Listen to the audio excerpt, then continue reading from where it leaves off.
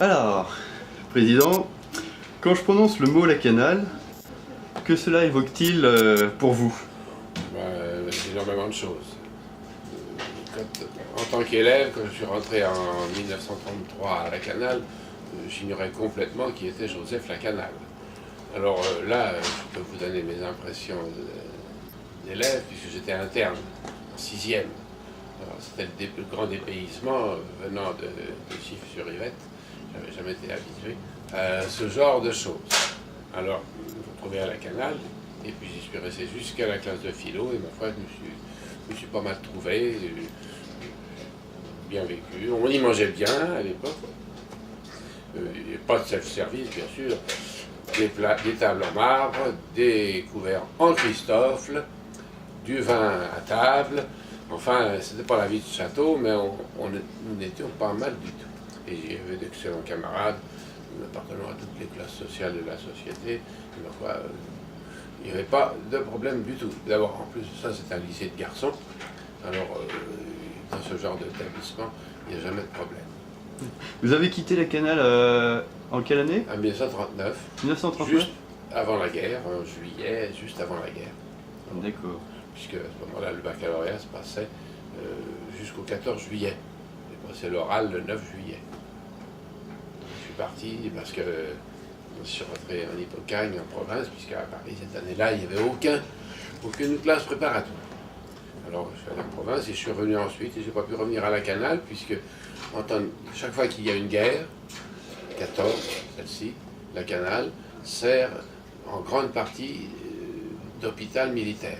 Alors, les Français l'ont transformé en hôpital militaire, et quand les Allemands sont arrivés, bien sûr, ils ont continué.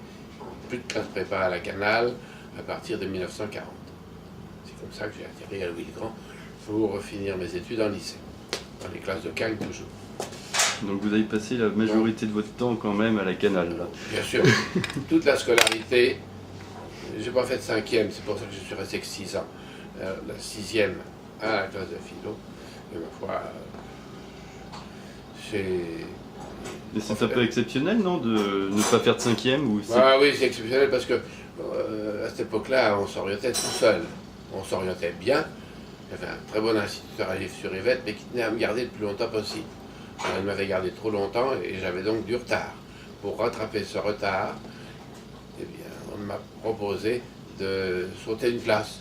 Alors, ou la 5e ou la seconde. C'est plus facile de sauter la 5e. Il faut bien avouer qu'on peine après. On peine un petit peu. Le rattrapage n'est pas toujours évident. Enfin, on arrive quand même au bout, honorablement, et on passe le baccalauréat.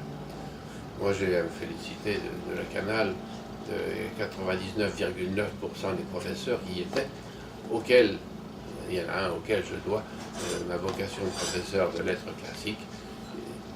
Je peux donner son nom figure sur les tablettes qui sont dans le parloir du lycée, c'est M.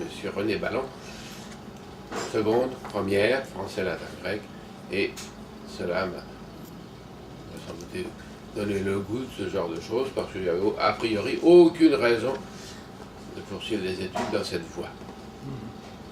Alors comment se passait une semaine type, si on peut dire, à la Canale?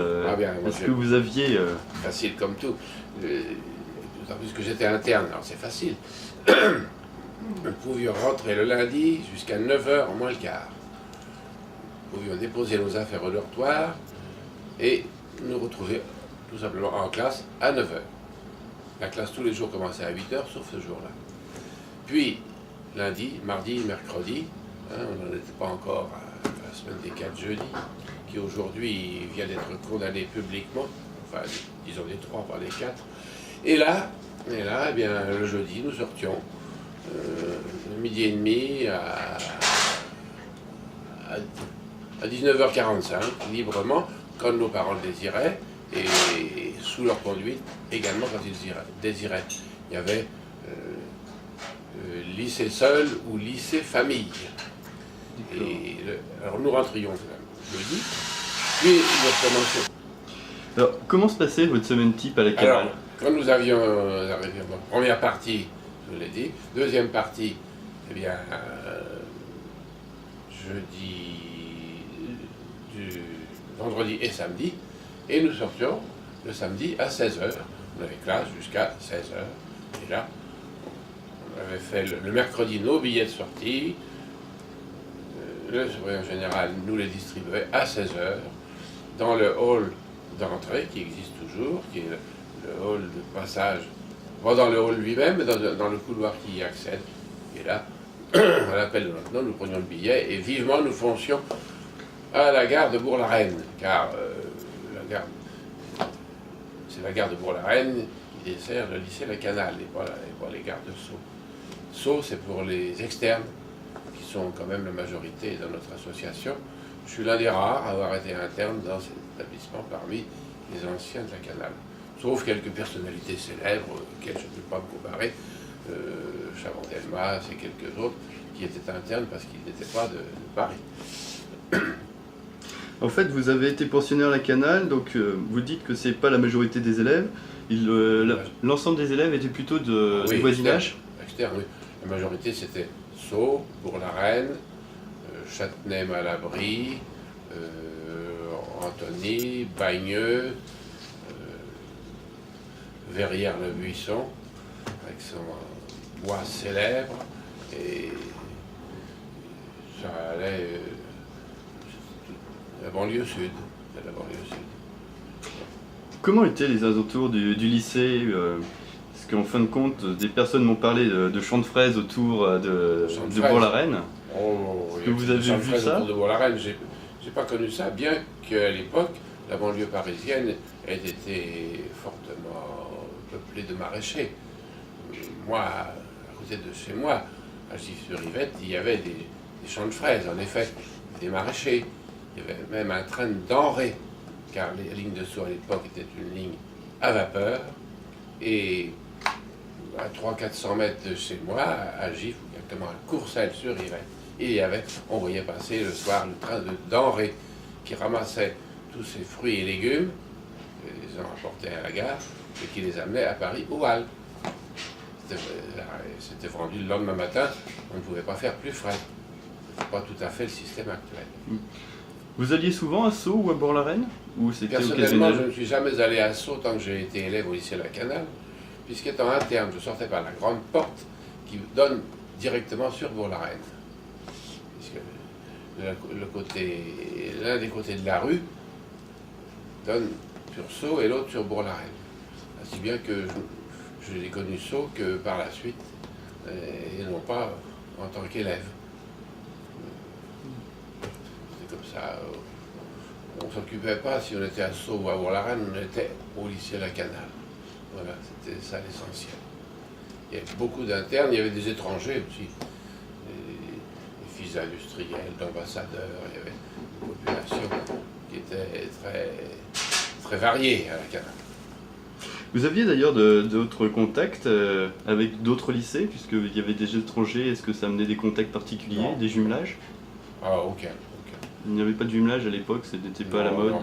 Non, on a les activités. L'activité du lycée était essentiellement la transmission des connaissances. Je peux vous dire qu'aujourd'hui, puisque j'étais moi-même proviseur, j'approuve totalement cette orientation. Néanmoins, nous sommes allés faire quelques voyages. Nous avons été visiter le paquebot Normandie, le lycée proviseur en tête, qui à l'époque était un grand personnage, qui s'appelait M. Jolibois, qui fut par la suite directeur adjoint de l'enseignement secondaire, qui était un très grand proviseur dans tous les domaines. Et nous étions allés visiter le paquebot Normandie, avec une journée passée à Sainte-Adresse. Certains avaient même pu se baigner, mais il y avait, ce genre d'activité était exceptionnel. Néanmoins, il y avait à La Canale deux points forts, si l'on peut dire, dans les divertissements. L'un, c'était la Saint-Charlemagne, où les élèves qui avaient été premiers dans une matière ou 2 fois second bénéficiaient d'un banquet. Ce jour-là, les autres avaient aussi un menu amélioré, un banquet avec la visite du conseil d'administration de l'époque qui passait parmi nous. Nous avions le droit d'être là. Et puis, il y avait ensuite le bal de la Saint-Charlemagne dans les salons du lycée, Le salon du lycée, c'est la salle des professeurs actuels, elle était déjà la salle des professeurs, et le parloir actuel. Hein, et à l'époque du fauteuil de velours, un bleu intense et méditerranéen, et là, avec orchestre, s'il vous plaît, hein, il y avait le bal de la Saint-Charlemagne. Et il fallait amener bien sûr ces cavalières, car nous étions que des hommes, futurs hommes, et il fallait les lycéens et Régina Burchien amenaient généralement des jeunes filles de leur connaissance. Et puis il y avait la fête sportive, parce que la Canale est un lycée sportif. Alors là aussi il y avait le sport et une sauterie après, car il ne fallait jamais dire bal, interdit de dire bal dans l'instruction publique ou l'éducation nationale, il faut employer le mot sauterie. Ah bon? Et vous parliez là de la mixité.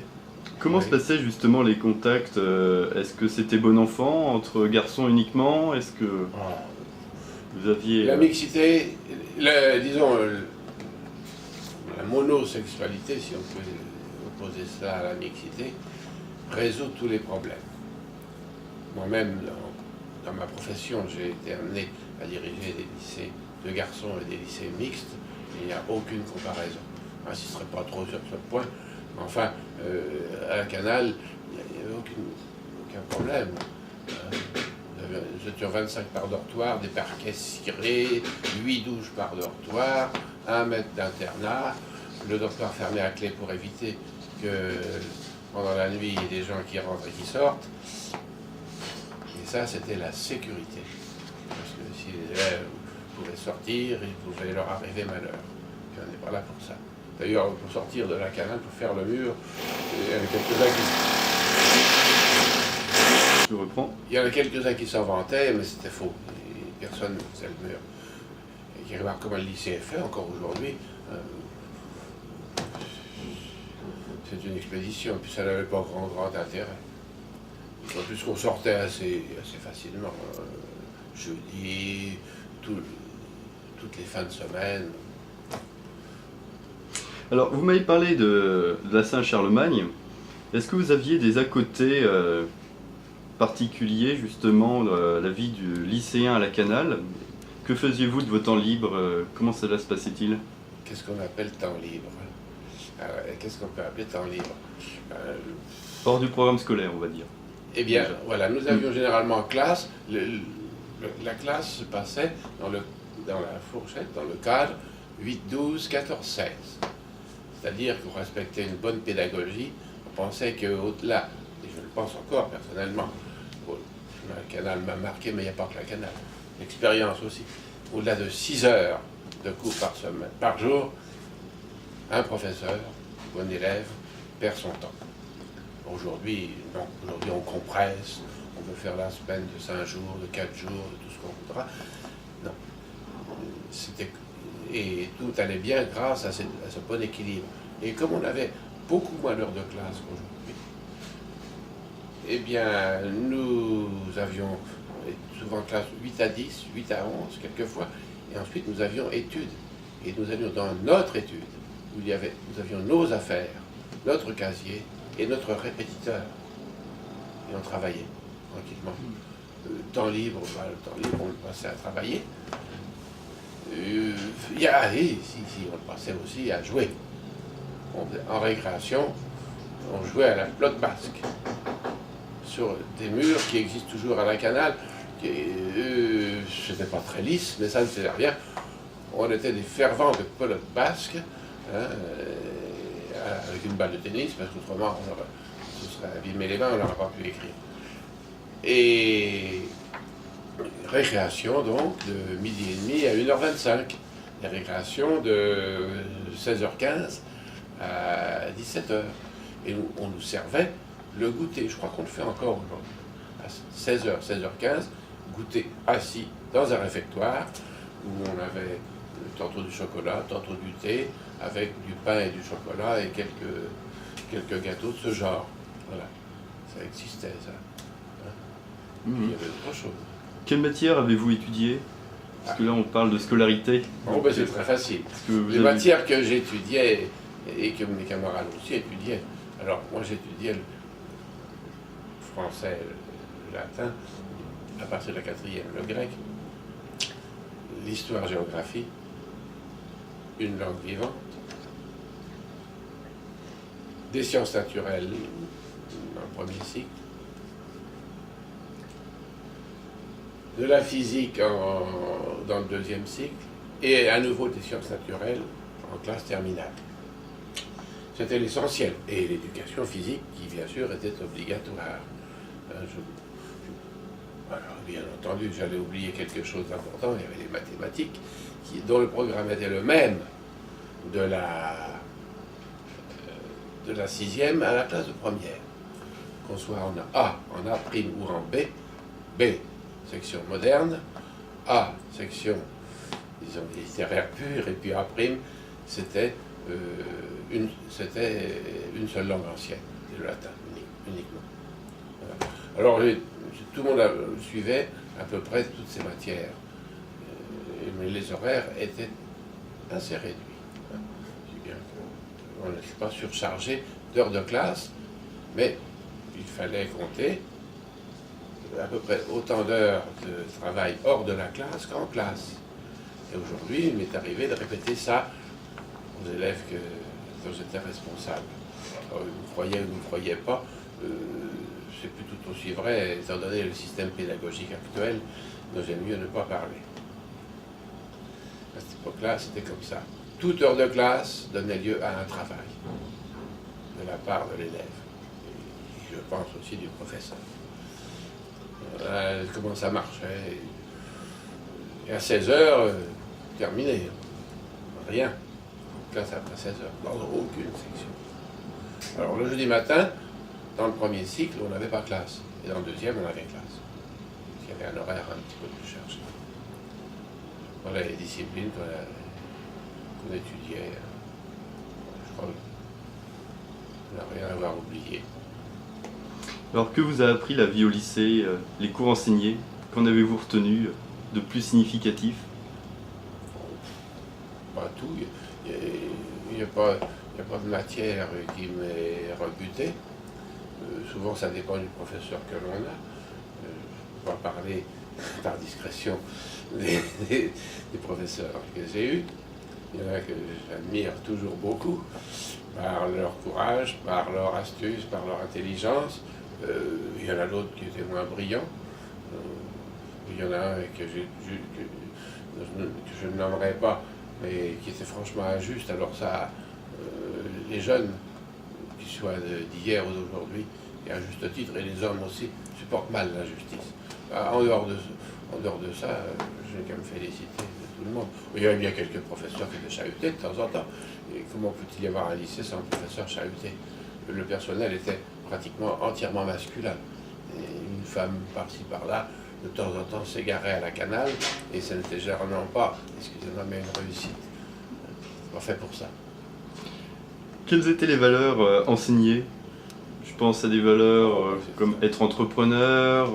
Non, la valeur enseignée, qui imprégnait notre enseignement, c'était l'humanisme. Hein, c'était essentiellement l'humanisme sous toutes ses formes. Hein. Alors, ce n'était pas un établissement d'enseignement technique, c'était un établissement de culture générale. Aujourd'hui, le canal s'est modifié en fonction des besoins de la société. Non, mais ça,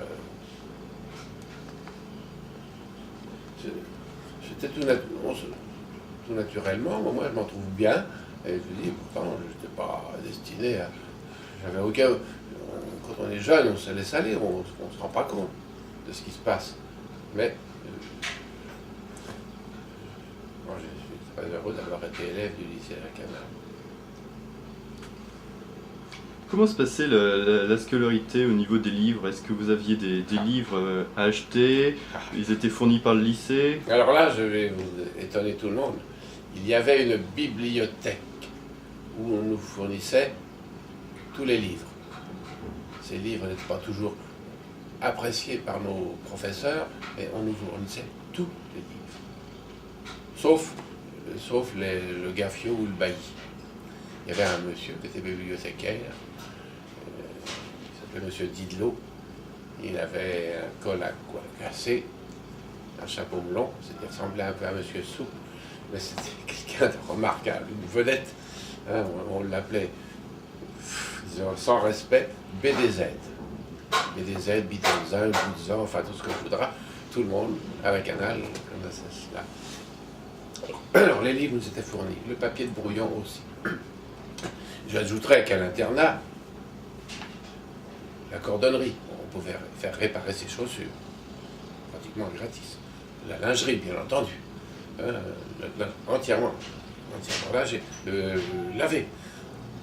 Le sac à linge, on mettait ça au bout de notre lit, l'agent le ramassait, nous ne faisions pas nos lits, il y avait un agent de service par dortoir, qui était très heureux d'ailleurs de faire ce travail, qui ouvrait les lits le matin et qui venait les refaire beaucoup plus tard, ce qui faisait qu'il y avait une aération. Quand je passais de l'autre côté de la barrière et que j'ai vu ce qui se passait dans les lycées, notamment en province, les élèves faisant leur lit immédiatement, il faut voir comment c'était fait d'ailleurs, hein, et sans aucune aération, sans hygiène, sans rien. Et puis il y avait même le coiffeur. Je parle pas de l'infirmerie, qui est un mérite qui existe. Enfin, il n'existe plus comme infirmerie maintenant, mais c'est ce grand bâtiment qui est à la Canal, quand on rentre à droite par la grande porte. Et là, on avait 2 infirmières. On n'aimait pas beaucoup y aller parce que là, quand on y était, on avait un régime alimentaire qui était vraiment peu intéressant. Alors, on ne fréquentait pas l'infirmerie. En 6 ans, j'ai dû y aller pour des soins personnels 1 fois ou 2. Il y a un médecin qui voyait tous les élèves, internes, externes et tout le monde. Le docteur Dosa, c'était à l'époque. Son figure sur tous les palmarès des années 30. Tout à l'heure, vous nous avez parlé des pauses entre les cours. Alors, est-ce que vous aviez des friandises, des machines pour les croissants C'est mieux que ça. Pas une machine, un homme. Il y avait ce qu'on appelait le bégaleur. Tout le monde connaît ça, les gens de ma génération. C'est-à-dire le concierge qui, à 10h moins 10, arrivait au bout de la 2e cour, derrière une grille, parce que c'était valait mieux, et nous précipitions pour acheter des croissants à un prix défiant toute concurrence. Même les moins argentés pouvaient se payer 1 ou 2 croissants. Passait. Alors là, il ne restait pas derrière les barreaux de la 2e cour. Hein. La 2e cour, c'est celle qui se trouve immédiatement à gauche du bâtiment administratif. Il parcourait les cours avec sa poussette et ce qu'il y avait dedans. Voilà. Ça, c'était très, très bien vu. Il y avait des professeurs aussi de musique. J'ai pris des leçons de violon, et des leçons de piano. Là, c'était évidemment payant, mais à des tarifs très, très accessibles. Alors, vous avez parlé tout à l'heure d'un certain nombre de professeurs qui vous ont marqué. Oui. En quoi vous ont-ils marqué et quel type de matière vous intéressait le plus par rapport à ceux qui vous ont marqué? Bon, je peux dire que je m'intéressais à peu près à toutes les matières. Moi, ce que nous voulions et ce que veulent les élèves, même s'ils ne disent plus ou s'ils ne disent pas, c'est savoir où ils mettent les pieds. Ils veulent qu'on leur apporte, que le professeur leur apporte quelque chose. Le professeur Chahuté, c'est quelqu'un qui n'apporte rien aux élèves. Les élèves s'en aperçoivent, et pourquoi écouterait-il puisque ça ne leur apporte rien? C'est ça le problème. Et bien moi, évidemment, je fais des éloges des professeurs de français, latin, grec, mais j'en ai eu d'autres en mathématiques qui étaient des professeurs remarquables. Il y a eu un professeur qu'aujourd'hui j'appelle génial, parce que je peux le juger, que j'ai vu en 6e, en 3e, qui se trouve être le père d'un de nos amis, c'est M. Franceschini. Mais il y a eu aussi en première un professeur qui était d'une rigueur mathématique, qui s'appelait M. Saint-Gier, qui par la suite d'ailleurs a été chargé d'enseigner en Corniche. La Corniche étant la classe préparatoire à Saint-Cyr lorsqu'elle avait été créée à la Canal en 37-38. Et en philo, j'ai eu un excellent professeur, qui était M. Bloch, qui nous a bien initié à la philosophie. Et lui qui nous demandait de mettre en tête de nos copie, léger Coeso, lis, je te prie, quand on avait bien travaillé notre dissertation. On le mettait presque tous parce que, en général, on aimait ça. On aimait bien l'enseignement de la philo, 9 heures par semaine, c'était pas mal. Et puis en histoire, il y a eu des hauts et des bas. J'ai eu un professeur qui faisait son cours de façon impeccable, et c'est comme ça que je sais encore aujourd'hui le texte du serment de Strasbourg, 847, que je connais le topo sur Saint-Louis rendant la justice sous son chêne de Vincennes, que je connais Charlemagne visitant les écoles.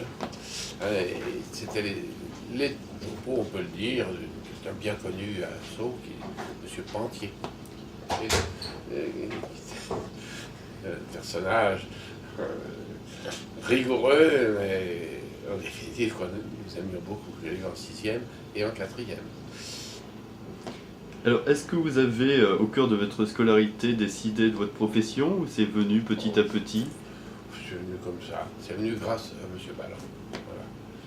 C'est lui qui vous a destiné à la carrière il a fait son travail scolaire. Il ne m'a jamais dit qu'il fallait que je fasse ça ou ça.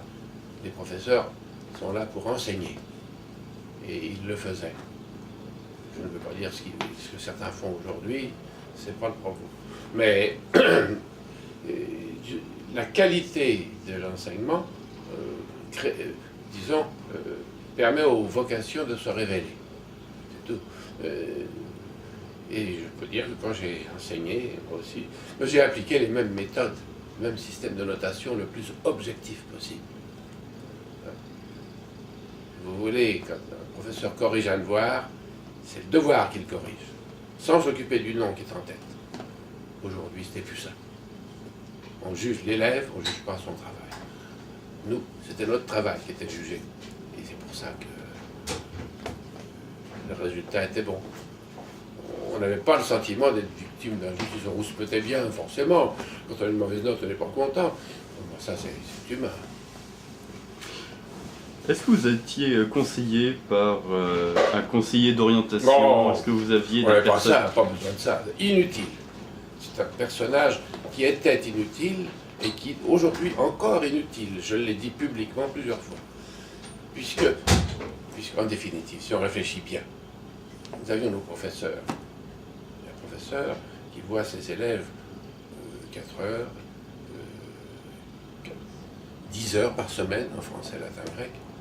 Il me semble qu'il connaît un peu mieux ses élèves qu'un monsieur qui, dans ce que nous appelons par dérision le confessionnal laïque, voit un élève entre 4 yeux et lui dit « Mon petit ami, vous allez faire ça ». En fait, je soupçonne ces personnes de recevoir des ordres de la hiérarchie et puis d'être les missi dominici des hommes politiques. Envoyez-moi tant d'élèves dans telle direction. Eh bien, c'est pas ça l'humanisme.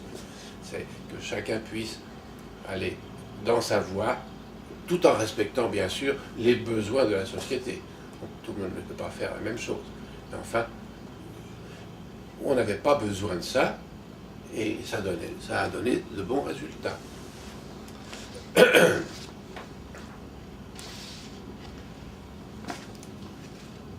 Alors, en tant que lycéen, est-ce que vous étiez informé d'une association des anciens élèves de la Canale? Oui. Est-ce que vous avez eu vent de cela? Oui, tout de suite.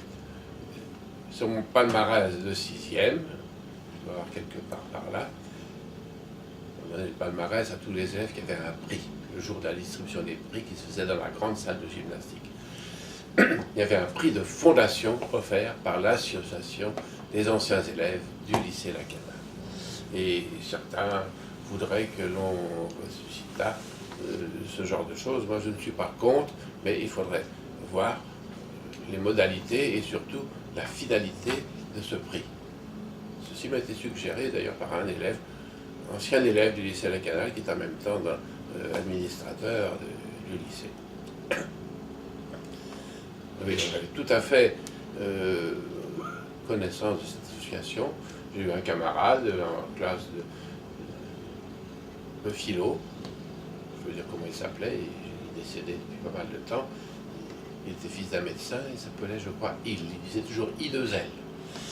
Et il a dit, moi, le jour où j'ai le bac, je m'inscris immédiatement à l'association des anciens élèves. C'était un cas, parce que en général, on ne s'inscrit pas à l'association le lendemain, on attend quelques années. Enfin, on avait parfaitement connaissance de l'association. Quels étaient les moyens techniques mis à votre disposition pour les cours? Est-ce que vous aviez des laboratoires? Vous avez parlé de la bibliothèque? Ah non, la bibliothèque, c'était la bibliothèque classique, près des livres.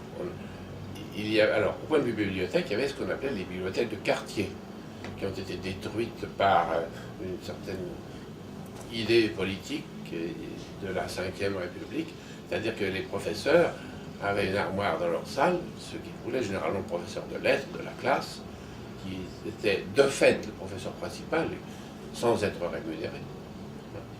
Et il y avait là des livres, et il organisait par lui-même, comme je l'ai fait moi quand je suis devenu professeur, le prêt avec ses élèves et ses livres.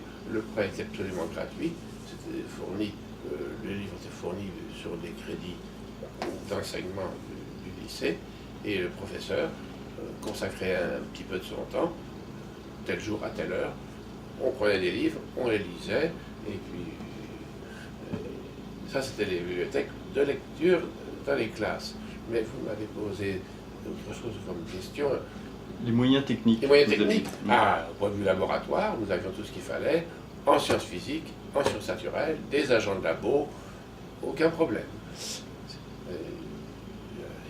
Pour les autres disciplines, je ne vois pas ce qu'on aurait pu faire.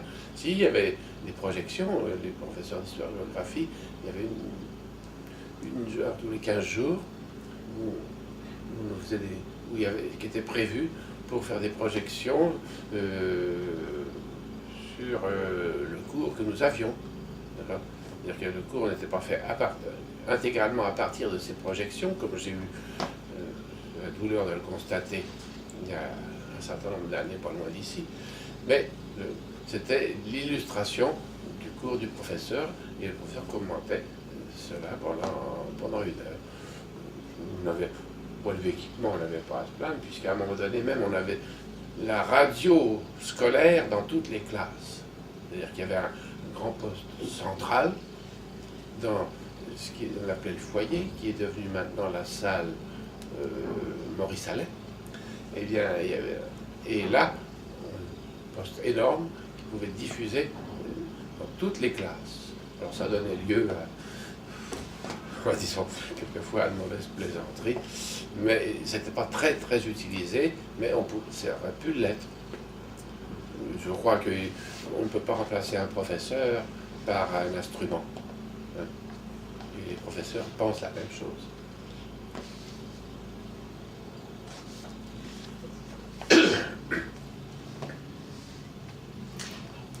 Alors, on a parlé un peu de l'infrastructure du lycée. Comment était organisé justement l'agencement des salles de classe? Est-ce que vous aviez une division en fonction de l'âge ou vous aviez une division en fonction du programme scolaire? C'est la constitution des classes. La constitution des classes était faite uniquement sur les options. C'est-à-dire que, par exemple, on mettait tous les germanistes pour l'école des 6e. Tous les germanistes étaient dans la même section. Il y avait aussi quelques anglicistes, et on regroupait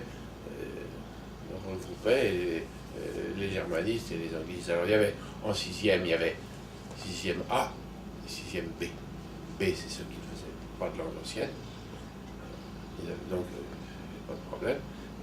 Et il y avait 2 ou 3 6e B, et c'était essentiellement par les langues et par les options. Mais il n'était pas question ni de l'âge, ni du niveau, puisqu'on avait tous le niveau, on passait un examen pour entrer au lycée.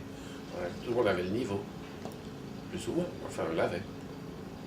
Et les cours étaient aussi structurés, c'est-à-dire que vous aviez une cour pour les terminales, une cour pour les premières. On parlait des cours de récréation. Là je parle de l'infrastructure. Il y avait la cour du petit lycée en bas à droite, quand on arrive après l'infirmerie, actuellement encore. C'était le petit lycée, c'est-à-dire la 12e, l'heure d'un enfant, à la 7e.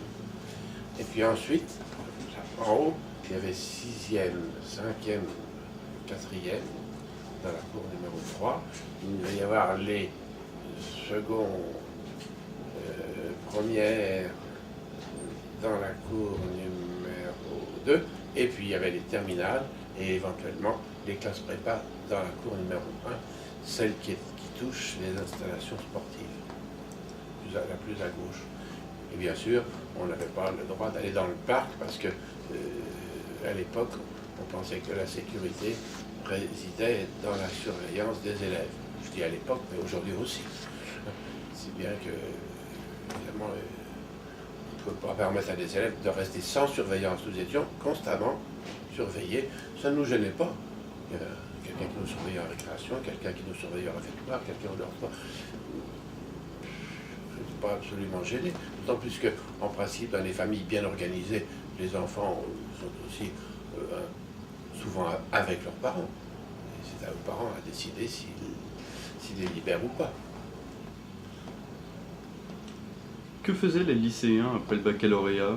Poursuivaient-ils leurs études ou continuaient-ils dans la vie active? Non, tous poursuivaient leurs études.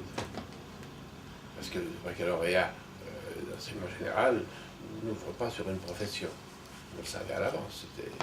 Tous poursuivaient leurs études. Il y a pas mal de médecins, la canal d'avocats, il y a des industriels, il y a des gens qui allaient dans les classes préparatoires. Non, tout le monde poursuivait des études. Aujourd'hui, on parle beaucoup de l'Europe. Est-ce que déjà, au cours de votre scolarité, on évoquait ce sujet? Oui, Est-ce que... Il y avait en géographie, on étudiait, il y avait une question fort intéressante qu'on ferait bien de reprendre d'ailleurs aujourd'hui. On ne parlait pas de l'Europe, mais on parlait des percées alpines. C'est-à-dire ce carrefour qui tourne autour de la Suisse, de l'Italie, de la France, du sud de l'Allemagne. Et c'est une des questions qui était au programme, les percées alpines. On étudiait la géographie, pas l'histoire, la géographie de la Hongrie, de l'Autriche, de l'Italie, de la Tchécoslovaquie. On étudiait les géographies de tout ça. Les Balkans. Les Balkans, on savait où se trouvaient les Carpates, on étudiait tous ces pays d'Europe centrale, l'Europe balkanique. Mais l'idée européenne, ça ne faisait pas l'objet des préoccupations de l'époque. Ça, c'est une question qui aujourd'hui encore se discute. Donc vous avez fait votre scolarité, vous disiez effectivement jusqu'en 1939 à la Canale. Comment avez-vous vu les événements? Est-ce que vous avez senti justement un mouvement arriver? Ah, bien sûr. C'était un lycée qui était assez politisé. La ville de Sceaux avait pour maire le ministre de l'Intérieur du Front Populaire. Je peux dire son nom, c'est plus un homme public, il s'appelait Édouard de Preux. Bon. Et puis son fils d'ailleurs, Jacques, était dans la classe quand je suis arrivé au niveau de la 4e, parce que passant de 6e en 4e, j'ai perdu mes camarades. Mais là, j'en ai trouvé d'autres. Et alors là, à partir de 1936, j'étais très politisé. Il y avait des gens qui militaient dans l'Action française, il y avait quelques bagarres, même, pas trop méchantes, mais bagarres quand même à la sortie du lycée. Il y avait des camarades qui militaient dans l'Action française, d'autres qui militaient au Parti socialiste, aux jeunesses communistes, enfin tout ce qu'on voudra. Et puis, à tel point que le ministre de l'époque, qui était un homme de gauche, a pondu une circulaire, je crois qu'elle est du 30 ou 30 décembre 1936, interdisant tout port d'insigne et toute activité politique à l'intérieur du lycée. Les camarades, sur les tables en bois de chêne, certains gravaient des slogans. PPF vaincra, ou la faucille et le marteau, les 3 flèches de la SFIO, le lys de l'Action française. C'était assez politisé. Au moment de la guerre d'Abyssinie, il y avait des gens qui étaient pour Mussolini. Pas beaucoup, pas tellement pour Hitler, mais pour Mussolini. Il y en avait un certain nombre. Ouais, forcément. C'était assez politisé. mais on ne se tapait pas dessus. Hein. À l'intérieur du lycée, ça n'aurait pas fait un pli. Hein. C'était la porte illico. Puis on n'avait pas envie. Hein. On n'avait pas envie. On discutait. On achetait même quelquefois clandestinement des journaux le lundi matin en classe en philo. Le lycée d'ailleurs laissait courir. C'était un petit peu à l'instigation de notre professeur de philo. On achetait 2 journaux chacun, systématiquement, un de droite, un de gauche. Le Jour, Écho de Paris, et le Jour, et puis l'Humanité.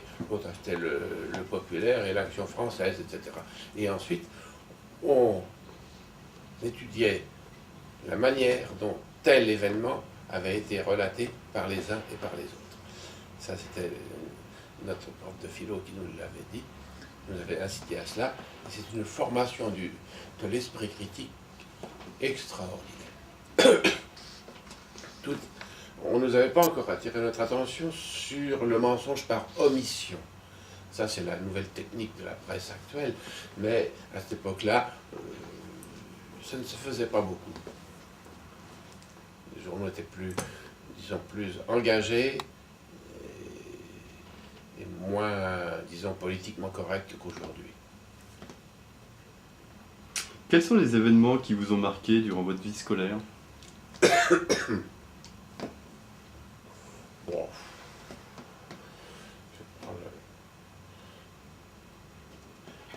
Dans la vie scolaire proprement dite, rien de spécial. On pensait qu'on suivait, il fallait travailler pour arriver et pour passer dans la classe supérieure et pour acquérir les connaissances.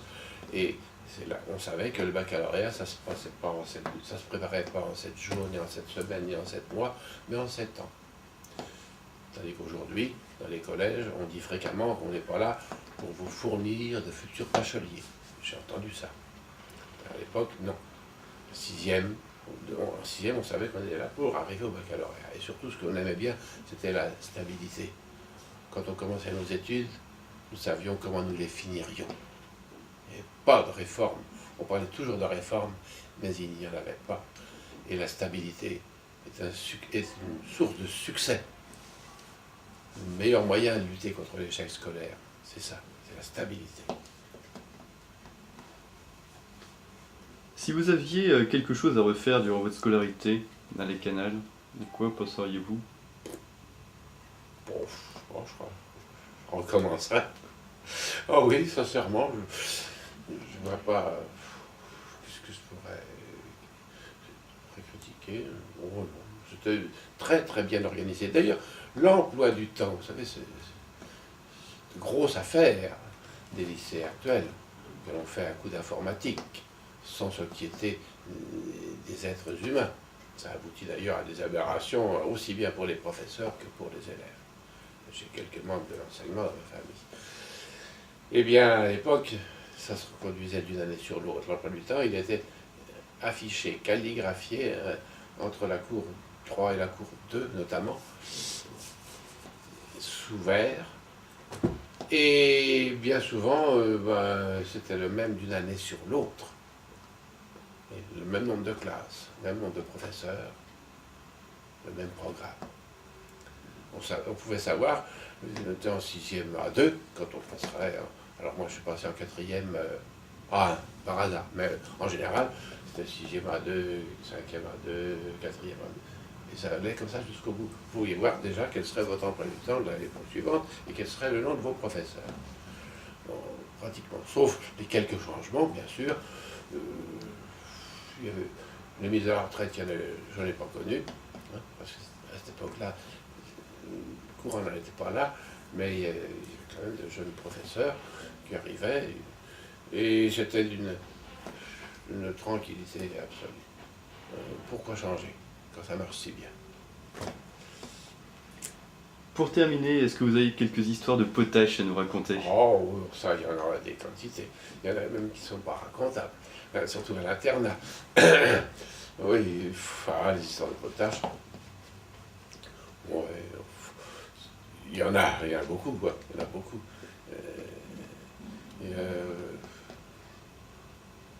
Est-ce que vous avez fait quelques tours particuliers à des professeurs ou à des camarades? Personnellement, j'étais pas chahuteur. Il y en a qui en faisaient, par exemple, dans un dortoir, toute lumière éteinte, un bruit après l'extinction des feux, ça c'était au moins 2 consignes. Mais il y avait, donc, il y avait 2 boîtes de cirage qui s'ouvrent et puis qui font le bruit caractéristique. Une autre fois, d'autres avaient monté dans leur poche des marrons, car dans les cours du lycée, je crois que c'est encore comme ça, c'était des marronniers. Et puis, c'est ça, ça dévalait sur le parquet ciré. Il y avait aussi, à table, on avait monté une sorte d'orchestre, c'était l'époque de Ray Ventura. Alors, tout doucement, sans trop brailler quand même, il y a des gens qui chantaient des chansons, une charpente petite flûte se promenait dans les bois, et puis surtout on parodiait les chansons et on les appliquait à des camarades. Quelquefois, c'était pas toujours très gentil. Les gens entre eux se critiquent. Moi, je ne veux pas dire que j'ai été victime de quoi que ce soit. Il faut dire que certains... il y a eu d'internat, quelquefois s'adressait à des élèves, non pas méchamment, mais leur adressant des propos que je ne peux pas répéter. Je connais le nom du maître d'internat encore, et le nom du camarade. C'est des histoires de potage. Dans l'univers de garçons, c'est comme ça que ça se passe. Chez les filles, ça se passe autrement. On ne sait jamais très bien ce qui se passe, mais chez les garçons, c'est clair et net. Ce n'était pas forcément toujours cela. Je sais, si, par exemple, je peux quand même vous raconter celle-là, elle est médicale. Il y avait un camarade, dont je tairai le nom, c'était dans la même classe parallèle à la mienne, on était à l'infirmerie, l'un derrière l'autre, en petite tenue pour passer la visite chez le médecin, c'était peut-être la tenue 0, et il avait dit, moi j'en ai assez, ce médecin qui veut toujours voir si on a une hernie. Vous savez, pour voir si on a une hernie, le médecin enfonce son petit doigt, généralement dans les testicules des garçons. Et il avait dit, moi, tu vas voir ce que je vais lui dire. Et ce camarade a dit au docteur Dosa, avec une voix sépulcrale, docteur, j'ai les testicules qui fonctionnent mal. Et le médecin lui a dit, ben, tu verras ça plus tard. C'est médical. Oui, il y en a beaucoup comme ça. Chacun a son comportement. Et puis...